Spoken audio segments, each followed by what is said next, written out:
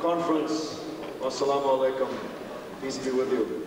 Sunday morning is normally a graveyard slot at party conferences. But I think the attendance for this session indicates that respect members like me and like the executive considers the electoral strategy of the coalition to be amongst the most important tasks which face us in this period. And what is this period? First of all, it might not be very long. We see in the newspapers this morning, according to Downing Street, inexplicably, but nothing appears in the Sunday newspapers inexplicably, believe me. There might be a general election, a snap general election in February. That brings me back in memory to the February 1974 election in the blizzards and the snows. And I've been fighting elections for as long as I can remember. Since I was a small child, I have lost count of the number of elections in which I've been an activist, a candidate, an election agent. I remember the baking heat of 1970 and the bitter cold of 1974, the new dawn of 1997, and the bitter disillusionment which began to set in the election of 2001, and I think will be deeper still if the election is next February, or as is more likely, next May. But if it is next May, which is probably the latest that it will be, that means we have 6 months. And I want to argue that we have a monumental task in many areas in 6 months to establish the very existence of respect in the minds of the electorate. All of us know and love to varying degrees respect. All of us think, because our friends and those involved and active in politics know about respect, that the public must know about it. As anyone who worked in the Hartlepool by-election will tell you, that's not so. The great majority of people in the country have not yet heard of respect. And this is an important parameter to keep in our minds when we decide, ultimately, over the next short period, where we're going to stand, how many constituencies we're going to stand in, and what are our prospects for success. It's not enough to have the right policies. It's not enough to be making the right criticisms of the existing mainstream establishment parties. You have to convince the electors that you exist, that you're viable, and that you're better than the other lot. And that is a very tough task when you are subjected, as we are, to a virtual media blackout. In the European elections, on June the 10th, in the run-up to the election, we were systematically blacked out of the mainstream media. The Independent newspaper, for example, refused to acknowledge our existence at all, except until they came to write a leader guiding their readers how to vote, at which point they mentioned us as being a gang of cutthroats not worthy of the attentions of any independent newspaper reader. Insofar as we made it into the Guardian, it was overwhelmingly as the subject of attack by the neoliberal, neocon, former leftists like Aronovich, Cohen, and others. We cannot expect that to change. It is not going to change between now and February, or now and May, which is another important parameter that we must keep in our minds when we decide how many constituencies and where we should stand. Having said all of that, anyone who was in the Stepney, Green and St Dunstan's ward on the night that Councillor Oli Rahman became Respect's first election victory knows how sweet an election campaign and a successful conclusion can be. And the successful conclusion does not just mean winning. because although I was not myself there, later in the Millwall by-election, when we drove the Blairites into third place, but did not succeed in taking the seat, by all accounts it was equally as sweet. So I don't mean to suggest that we should only stand where we think we can win. But there are issues there. It's my position that we should look at this as, if you like, 3 concentric circles. The first circle is where we really do have a chance of winning. And make no mistake about it, there are a number of constituencies where we have a real chance of winning, for a variety of reasons. Because the anti-war movement was strong, because the Respect project has gotten off the ground with flying colours, because the local members of Parliament have betrayed their electors, and because the class and demographic factors in that constituency favour us. In a way, these are obvious. In the London Borough of Tower Hamlets, where we are the first political party, where we won the elections at 20 weeks old, in the face of a media blackout, in the constituencies of Una King and Jim Fitzpatrick, believe me, we are giving them up all night. They are in a state of terror.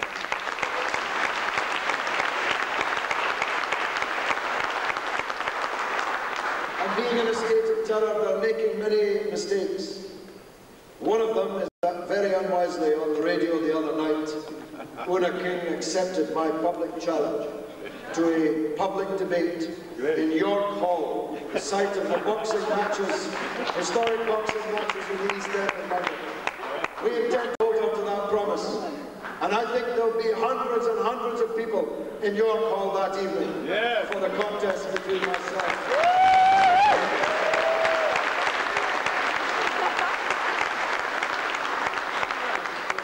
In the London Borough of York next, where we are the second party, but we are in 40% of the borough, we are the first party, and by a mile. In the Green Street polling station, remember that name, on June the 10th, at 20 weeks old, in an 8 or 9 party election, Respect obtained 48.8% of the poll.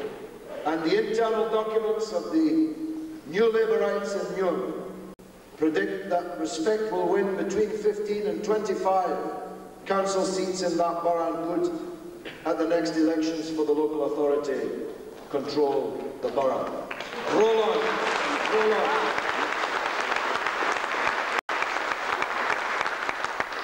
And in the Hackney South constituency, where a veteran, traditional old Labour, left-wing Member of Parliament, Brian Sedgemore, is standing down, virtually certainly to be replaced by a Blairite stooge. Again, we have a very serious chance of winning. We have a very serious chance of winning in at least 2 of the Birmingham constituencies. The constituencies of Roger Godsiff, and I can hardly bear to bring myself to say his name, Khalid Mahmood. In both of those Birmingham inner city constituencies, where we and our allies, and I greet them here this morning from the People's Justice Party in Birmingham, are strong. We have a serious chance of winning. This is one of the concentric circles. A second circle is where our intervention in the race can be decisive in defeating the worst New Labour war criminals and privateers. And make no mistake about it, if they're listening, if we can do it, if we can bring about your defeat, we will bring about your defeat.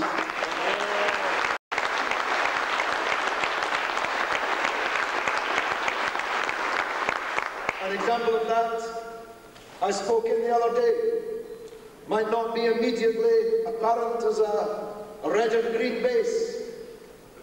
In the constituency of Harwich, where we have a good group of people, talented and active, where there's a big university of Exeter close by, where we have still more active support, where the Labour MP, Ivan Henderson, has voted with gusto for every war and every privatisation, but most importantly of all, Ivan, you've only got a majority of 1,800 votes.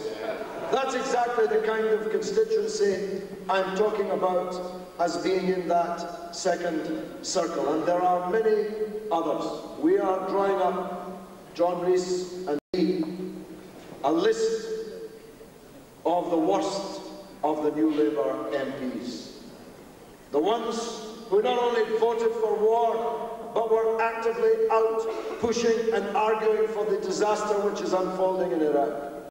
The ones not only in favour of more and more privatisation, but actively proselytising for it.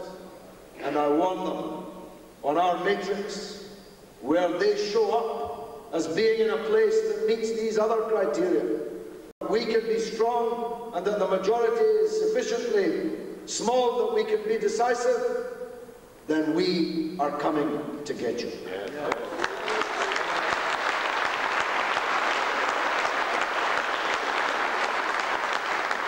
And the third circle is where it's unlikely that we can win, where it's unlikely that we can be decisive, but where there is nonetheless an overarching strategic case for standing to give our members in a region something to campaign around, although standing in the election is not the only campaign, a point to which I shall return. Now, the other issue that has to be fed into this mix, and which we will be doing as a National Council, or those you elect today as the National Council will be doing, is this. And that is the question of relations with other parties and our attitude to Labour in the election as a whole. Let me deal with that last point first.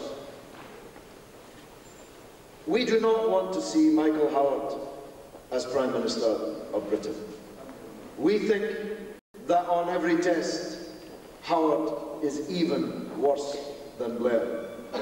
Secondly, we locate ourselves in the Labour movement.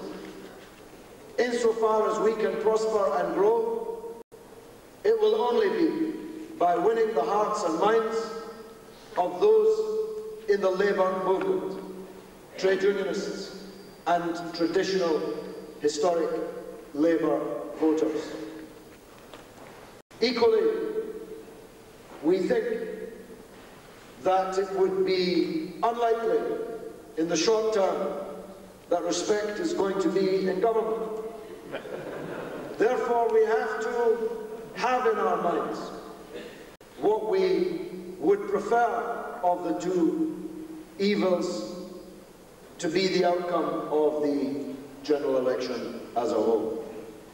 In that sense, it's my view that subject to where we are going to stand and subject to where we're going to support other left of Labour alternatives, a point to which I shall return, subject to those two caveats, in general, where we are not standing and where we are not supporting other left of Labour candidates, we will urge our supporters to vote Labour.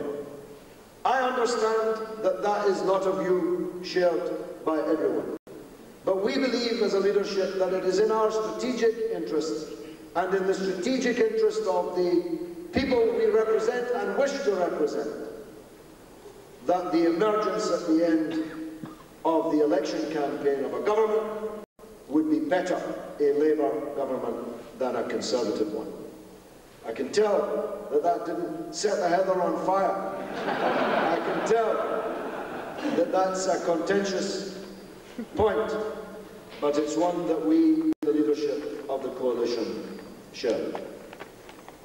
Now, on the question of relations with other parties, I want to deal first with the most obvious and perhaps, though I may be proved wrong, the most vexatious, and that is relations with the Green Party.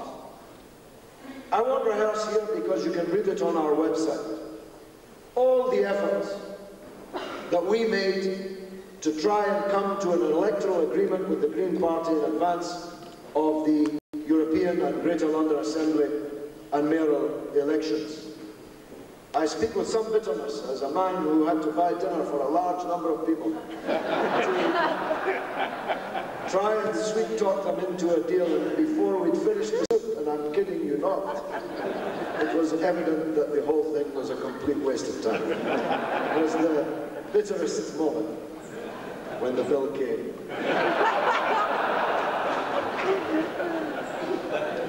We have tried since. Lindsay German wrote to the Green Party leadership and asked them to sit down with us and conclude at least a non-aggression pact in areas of greatest concern for each other. The national leadership wrote back in 3 lines, I think, Lindsay, if not 2. Thank you for your letter. We are not able to reach such pacts as a national organisation, but we are a decentralised party, and our local organisations may indeed be prepared to have these discussions. Then when we had discussions with their local organisation, for example in Hackney, they said, we can't conclude local agreements, it's up to the national leadership. I have to warn you, because I know a lot of you are more sympathetic to the Greens than me, and I am.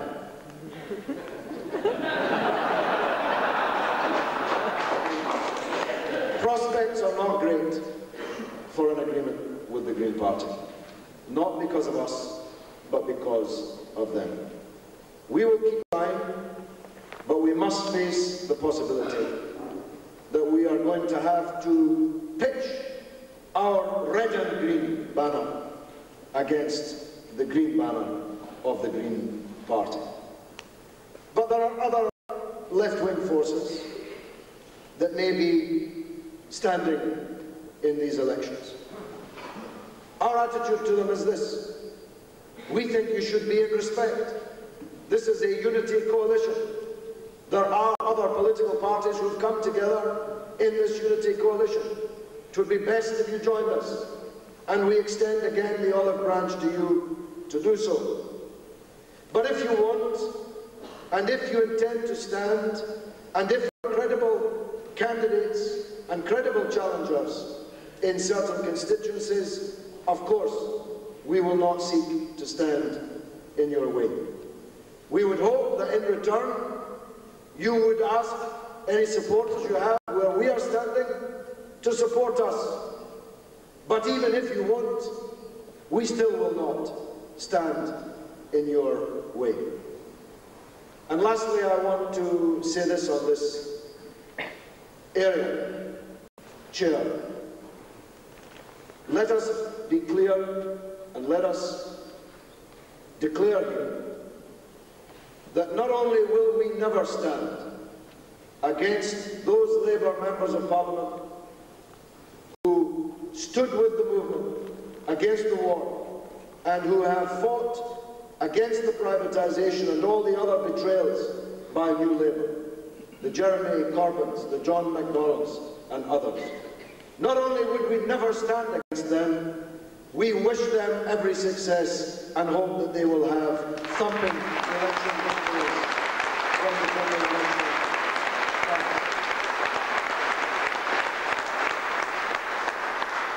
I want to conclude, Chair, on one of the most important parameters of all. It's not sexy, it's not how we'd like it to be, but we simply have to face the fact that fighting elections, and when we fight elections, as our by-election efforts have shown, We want to be the best election campaign. We want to have the best material, the best bus, the best graphics, the best and most activists.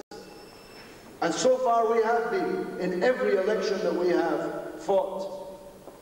You know, in Leicester and Birmingham we scored the highest vote for a fourth party in 150 years of British political history.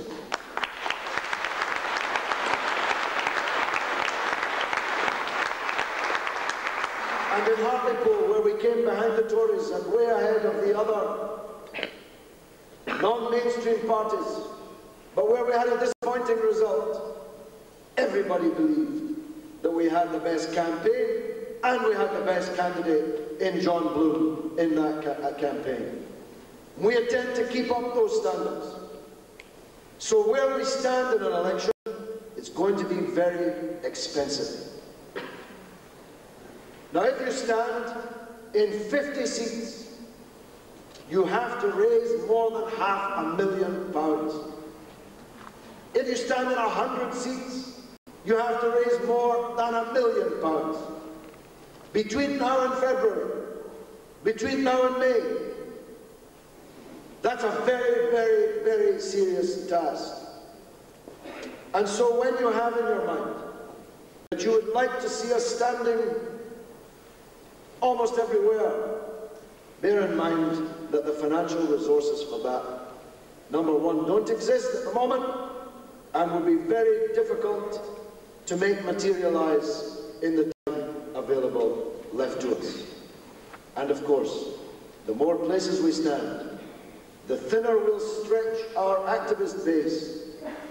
I believe that respect is at its best when it can focus its attentions, can marshal its resources in a limited number of places, can flood the constituency with high-quality activists full of elan, can produce the best material and put in the most work. Our short history shows that where we can and do these things, we can move mountains, we can make miracles happen. And so, in moving the executive's position in what is intended to be a conversation, a genuine conversation, which will be considered carefully by the incoming Executive Council in the short time we have left available to us. I do, as David Steele once did, ask you to go back to your constituencies and prepare to knock hell out of them.